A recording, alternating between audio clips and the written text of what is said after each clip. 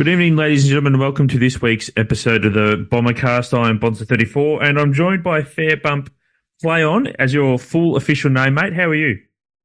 Very well, Bonza. How are you doing? I'm good, mate, and it's nice to get a win, but it's probably fair to say Saturday night was a fairly uninspiring victory. Oh, look, we just win tough. That's what we do now. That's what happens at the top of the table. Just chipping away 4 points 1 week at a time.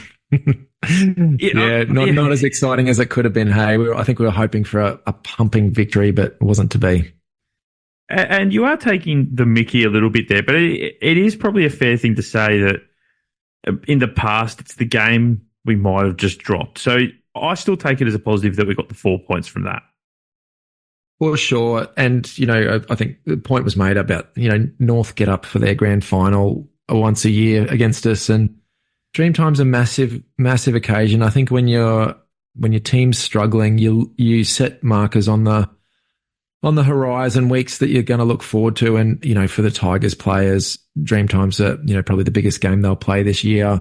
And they've still got a lot of top end talent. And I reckon there was a few guys who set themselves for Saturday night and they really turned up. It's hard to tease these things apart and understand what was the Tigers and what was us being a bit off the pace, but they looked a lot better. Yeah, they certainly did. You're not wrong. I mean, Dusty had looked a shadow of himself this year. He would look like a bloke that had given up, but Saturday night turned up and all of a sudden he remembered how to play again, which was it's just infuriating to watch, isn't it? And then you look at someone like Dion Prestia, and again, he struggled a little bit this year and hasn't done so well and comes out and has a season high touches, just to save it for us. But we also had a player come back on Saturday night, and there was some talk about whether or not he should get another game in the VFL or whether or not he was able to just slot back into the AFL. And I tell you what, Jordan Ridley, I think, just silenced any doubters about the concept of him having to play another game of VFL, because he was absolutely unbelievable on Saturday night. And it looked like he hadn't missed a game at all, and he was actually in the middle of a peak season. Better than ever? Maybe. He looks a little thicker too. He looks like he's spent a bit of time in the gym, and I'm amazed by how easily he does it. He was on track to break the record of intercept marks. He had 8 at three-quarter time, but they're not massive hangers or really hard-fought contested marks. He's taking them on his chest. It's like the opposition just kicks it to him all day. And I think that's just his exceptional ability to read the ball in the air. He just knows where it's going, doesn't he? Yeah, and you're right. It's his ability to read the ball that it sets him apart from everybody else. And the other exciting thing for Jordan, and incidentally, it was his second goal of all time, but he kicked his second goal in his first game of the year. His first goal came last year in his first game of the year. So he gets off to the year with a bang in front of the sticks and then disappears. Maybe one game a year we should just aim for, and he'll... Oh, look, I'll be happy if he doesn't hit the scoreboard for the rest of the year, if it means that we manage to keep him out in the park, because he just was just sublime. And he did shank a couple of kicks early, though, didn't he? I was a little bit amused by that, because Jordan Ridley is the sort of player you get the ball in his hand and don't worry about what he's going to do with it. But he missed a couple early, and I couldn't help but think to myself, if that was Laverde who'd kicked those ones, then the board would have definitely erupted a lot more than they did, whereas they're a little bit more understanding for Jordan. Yeah, the knives would have been out. But there was a few shenanigans in the first half, particularly on Saturday night. The ground looked slippery. There's an uncharacteristic amount of mistakes compared to the last 6 or 8 weeks. So things were a little bit off. But I think with Ridley, before we move on, just the excitement of seeing him and Mackay play a bunch of games together, I think, is grabbing a lot of Bombers fans. I love the idea. Just think of times over the last few years where we've come up against Melbourne, and Lever and May have just had it on a string all night. It's like we just kicked the ball to them all night long, and it's pretty exciting to think about the Bombers being one of those sides that it's really hard to get the ball past half forward. Yeah. And our backline is now almost at its peak. So I still think that you need to bring Zach Reid in, probably for Laverde, and that's probably going to be our best defence that you could hope for. And Reid has been playing reasonably well at VFL's level, so you'd imagine that he'll get pulled up back into the seniors sooner rather than later. But I don't know if it would be this week for the trip to trip up north to the Suns, but we'll go to the other end of the ground and talk about the man who in his 200th game, it's a contract year, it's a milestone game, and Jake Stringer at the start looked like he was going to really come out and challenge Fred Fanning's record for 18 goals in the game. You wonder if he's got that in him, don't you? You just feel like sooner or later it's not going to be, a cheeky 3 1/4, and then, 1 or 2 later. It'd be lovely to see him rack up a giant haul, but he started on fire, and it's great to see him and Dusty on the same field, I reckon, because they sort of both, in a way, have that freakish ability. And, Jake, I think, has got a few more years left than Dusty. And, I was a skeptic in terms of how his body's gone over the last couple of years. Did you catch much of his press over, the week leading up to his 200th? Because I saw some really interesting stuff from him in the media that I thought probably explained his journey a bit better than I'd seen it before. Yeah, I did manage to catch a little bit of it. I think Jake's been misunderstood over the years. I think he copped a lot of bad press around the time of his departure from the Bulldogs, and I think the Bulldogs at the time very much threw Jake under the bus. I think it was very much, we've got a bad culture and it's all down to this one bloke, and we'll get rid of this one bloke and we'll be fine. And we've seen since that, they made the grand final in, was it 2021 against Melbourne? But other than that, they've struggled. They didn't have this miraculous bounce back that they sort of were angling that they were going to get when Jake left. So I do think he's been thrown under the bus, and his work with the charities and the hospitals and everything is stuff that just doesn't get mentioned at all, mainly because Jake, to me, is a very private man. He likes to just turn up, do his thing and go home. So he doesn't get in front of the cameras, and he doesn't shout it from the rooftops, and he doesn't do all these things that maybe some other players who are better at self-promoting themselves do. Because the other thing is with Jake is I would be amazed if he's got an eye on a career in the media or as a coach post-AFL. I think once the AFL's done, I don't think Jake Stringer will have much to do. I think he'll probably drop down to a local league maybe, but I don't see him being one of those players that sticks around. So I think, again, he's probably not putting himself into that spotlight and explaining himself and pushing all the good he does to try and overcome that negative persona that's sort of been played out in the media, simply because he doesn't care. He knows who he is and he's happy with who he is. Well put, Bonser. And, I really, at times, I listening to him last week, I felt like I'd done the easy and lazy fan thing of going off a bit half-cocked when I knew little about his real story. And, it's interesting. He could be setting himself up for a really great last few years of his career. If he can stay fit, it does feel like he's still got a few good years ahead, and, maybe another flag in there, Bonser. Yeah, look, it is something that has been talked about on our board this week. And look, is there much else you want to touch on the game? Because for me, the game, look, it was okay. I think we turned up and we won and we got it. But is there anyone else that you want to call out that you thought stood out on Saturday night before we move to a couple of different topics? No, not in players. Probably just the one point I'd like to make is that, just circling back to something you raised earlier, so many occasions previously, this is one we drop. So, I think that the performances were fairly even, nothing amazing from too many players, but a willingness to play 4 quarters and hang tough and get the job done. So I'm taking that.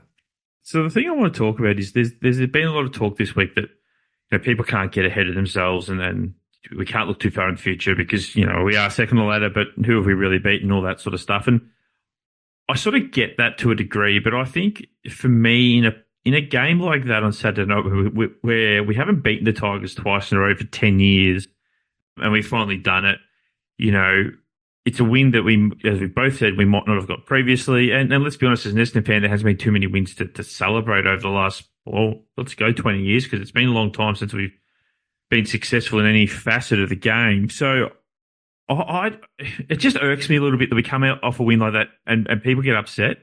I get that, we wanted to win by 10 goals and all that. Like, I appreciate all that. But I just think in the aftermath of a win like that, aren't we better off from just enjoying the fact that we won rather than going, geez, how come we only won by 2 goals? Do you get what I mean? It just feels a little bit negative to me to complain about the fact that we're winning, and also a little bit amusing considering where we've come from. 100%. And the comp is way more even than people probably give it credit for. You see Richmond struggling and, Well, West Coast beat yes, Melbourne, so they wanted people discredit that victory, but 2 weeks later, without Elliot Yeo, they thumped Melbourne. So it's not doesn't make our win look so bad after all, does it? no, and you know what? North will pinch a few too. It seems it's one of those situations where it seems no one can imagine where their next win's coming from, but they'll find a few in the second half of the year too, because I just don't think that there's huge amounts between most teams. So absolutely agree.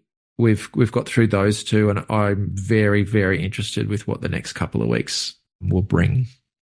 Yeah, so let's talk about a couple of good tests. Yeah.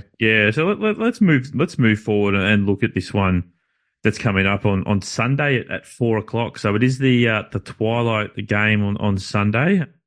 It's an interesting little time slot. We face the Gold Coast Suns.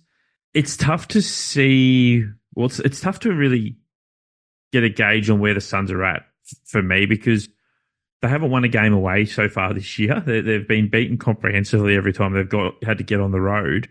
But then at the same time, they've actually not lost a game at home. So they beat Richmond by 39. They beat Adelaide by 6. They then had Hawthorn up there, and I think they beat them by 50-odd points.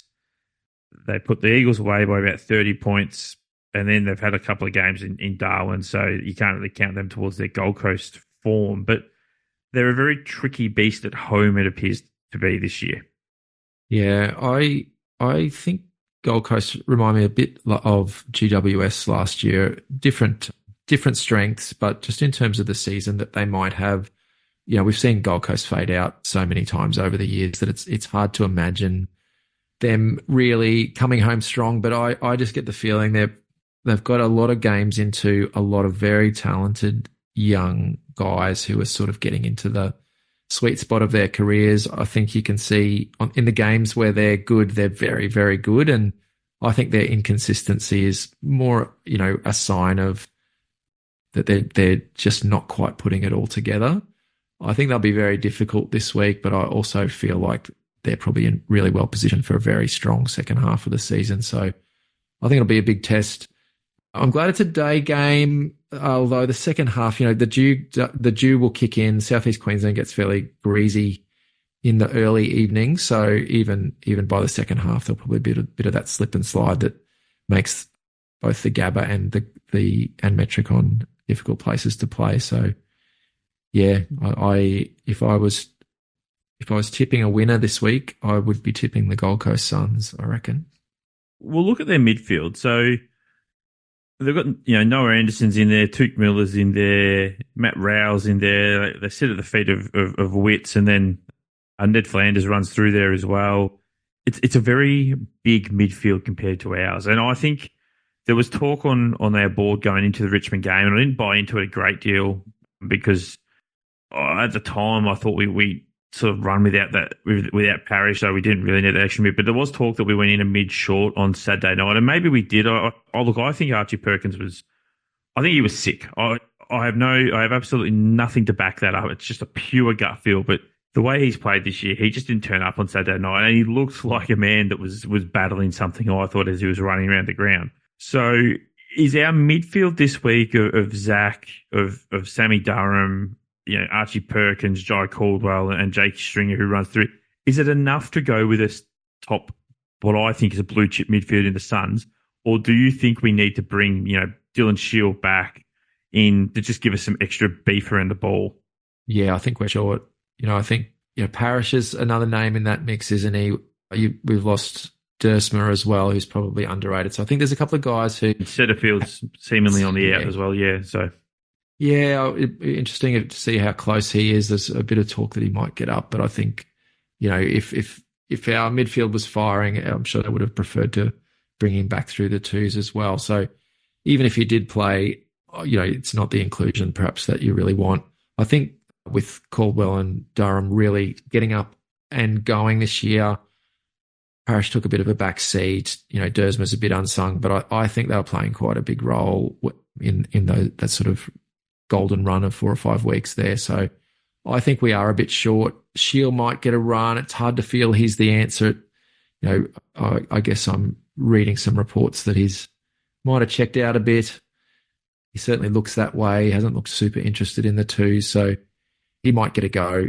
But I do think that Gold Coast midfield is pretty blue chip, and they have some size, but they're really hard at it too. So we've been smashed in clearances the last couple of weeks against a couple of the lowlights of the comp. Part of that probably speaks to Todd Goldstein and how he's tracking. What's your read on where he's at? Yeah, it's a good question. A little weary. Yeah, it's a great question. He does look like he needs a rest. I probably wouldn't have liked to not take him up there against Wits if you'd asked me about 3 or 4 weeks ago, because when he was in cracking form, but he has seemingly hit an early wall. I'm not sure if the plan is to try and get him into the bye and get him a break that way, but if we're going to rest him this week, I'd absolutely be more than okay to bring Nick Bryan in and have Peter Wright as the backup and just give him a crack, just see how it goes. I mean, I don't think there's ever going to be an ideal ruck matchup for Nick Bryan to come in for his first game of the year. So, because after this, we go to Carlton, and we've got Tom DeConing, who is also, I think, in pretty good form as a ruckman for them as well. So I think you've got to bite the bullet on giving Goldie a rest at some point, and so it may as well be this week, because then he doesn't have to get on the plane, and it's all that extra wear and tear that you put into the body. But the next question then becomes is if Nick Bryan comes in and Goldstein comes out. Now, Harry Jones is back from suspension, but Nate Caddy, I thought, had a decent debut. He really attacked the ball quite well. Didn't jag as many marks as we would have hoped. He got his hands to a few of them. He really did attack well. Does Harry Jones automatically come back in for Nate Caddy, or do you bring Harry Jones inside alongside Nate Caddy? For me, that's too tall. I think having Peter Wright, Nate Caddy, Harry Jones, Jake Stringer, Kyle Langford, I think we're starting to get really big. And I don't know if that's the game plan you want to play against the Suns or any side, to be honest. So, yeah, look, I'd be bringing Bryan in for Goldie, but I'm really curious as to what your thoughts are on Harry Jones versus Nate Caddy for this one as well. It's juicy, isn't it? It's really nice to have selection pressure. I love these dilemmas. I don't think automatic's the word for Jones. I think they would have had a thought about it, but I think Jones will come back in. I was really impressed with Caddy. The main impression is just that's a guy who's going to play a lot of AFL. He's got incredible attributes, just fierce attack on the footy, and plays really tall. I think in his prime, he'll be very hard to get around. He's not super tall, but he's got huge wingspan and good springs. And yeah, I liked what I saw, but I think Jones is ahead of him at the moment, and just a bit more of a mature body. And with Draper out of the side, and I think bringing Bryan in swings and roundabouts, Goldstein's got a lot of strengths, and perhaps Bryan doesn't bring as much of a fierce physical game. Not that Goldstein is the high water mark there, but he's probably a bit more physical than Bryan.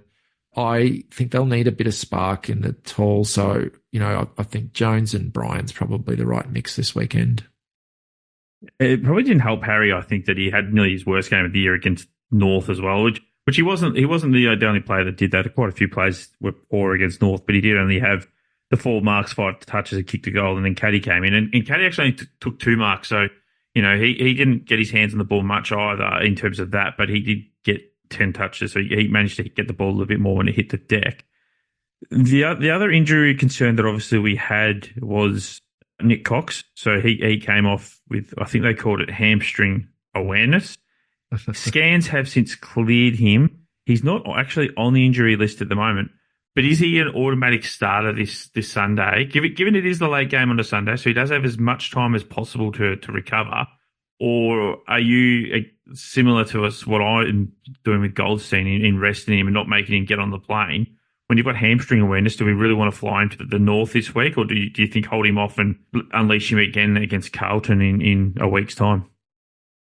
Hamstring awareness is a new concept, right? It's been a big muscle awareness is a new concept. I mean, Darcy Parish, he had calf awareness when he was a late withdrawal, and then he's missed. Well, he's meant to miss the next 3 to 4. So I think this whole awareness thing is just the player felt something, so we're just going to get it checked out. It's the new buzzword. It is, isn't it? Parish was very aware, 4 weeks aware, whereas Cox, My idea of awareness is that, what I'd seen in a lot of is, you come on the bench, you cool down, something's not right, give us a stretch, maybe a bit of a rub. Actually, there's just something there. Whereas Cox grabbed at his hamstring. It looked like a strain, looked like classic Absolutely strain. did. Yep. And I'm stunned that he is even in the mix for shades of Connor Rosie with Porter, maybe a month or so ago, where they brought him back with, he had awareness. Admittedly, those scans showed a very slight nick, but yeah, I think they would love to give Cox a week off. It would seem prudent, but at the same time, I actually feel like because of that sort of midfield outs, or I reckon they'll probably roll the dice and play him. That's my gut feel. Yeah, it is something Brad Scott hasn't done. He hasn't rolled the dice on. If someone's got awareness or isn't quite right, he's had no qualms about sitting them down and not playing them. So it would go, in my opinion, would go against his philosophy that he's shown so far. But I think you're right. There is a case to be made to just play him. There's another interesting thing happening this week, of course, and something that you've been very critical of the club for not tanking to get a better pick for. But that is, of course, the mid-season draft. So we are recording this the night before the mid-season draft. Are we going to find the next Sam Durham? That's the hope we're all going for, isn't it? I mean, Will Snelling was a mid-season draft pick, and he gave us, I think, more than enough serviceable years as for what he was. And look, his time ended very quickly. I mean, he was very, very good for a very short period. He finished third in the best and fairest, and then 2 years later he was gone. So I think it was really a case of just how quickly an AFL career can fall down. There's been a bit of talk that we've been into a guy named Flynn Gentile from Coburg here in the VFL. I'll be honest, I'm not a big follower of the mid-season draft, but it is always an interesting time, isn't it?